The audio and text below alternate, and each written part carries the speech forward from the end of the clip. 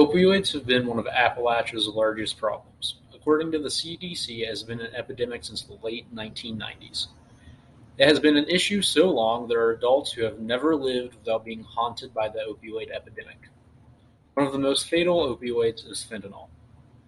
According to the National Institute on Drug Abuse, fentanyl is anywhere between 50 and 100 times more potent than morphine. Fentanyl is responsible for an overwhelming 82% of all opioid deaths.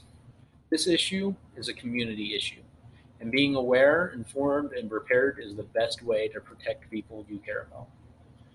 That's why I'm here today, to educate people on how to recognize and react if they see someone overdosing. You can't properly react to a fentanyl overdose without recognizing it first. So, what are some signs? Well, according to America Addiction Center, while there are several additional symptoms, there are three symptoms that, when they appear together, it is safe to assume that it is a fentanyl or other opioid overdose. The three symptoms are a loss of consciousness, a slowed respiratory rate, and small pupils. Other things that they say to look for are blue-colored lips and fingernails, vomiting, and limpness.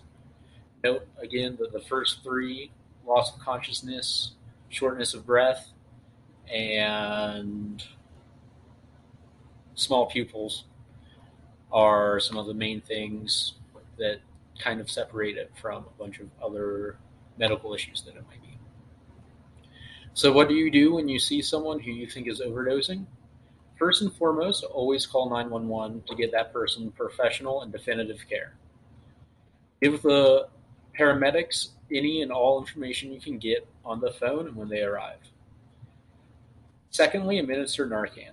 Narcan is an easy-to-use substance and has minimal risks.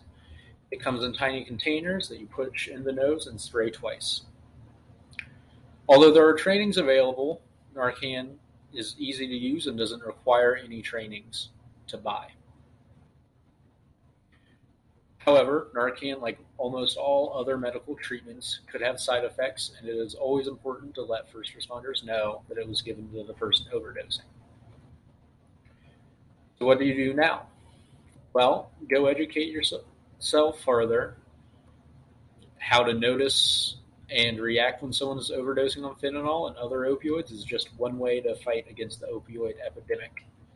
There are other places where you can get Narcan for free and professional training for it. WVU does offer free Narcan and training for it, as well as there are several centers across the state of West Virginia and other places in Appalachia that also offer that training. There's so much information online and at health centers that this video doesn't cover. Things like rehabilitation, community support, signs of addiction, effects of addiction, etc. The list goes on and on and on. I urge you to further educate yourself and others in case you're in a position to save a life.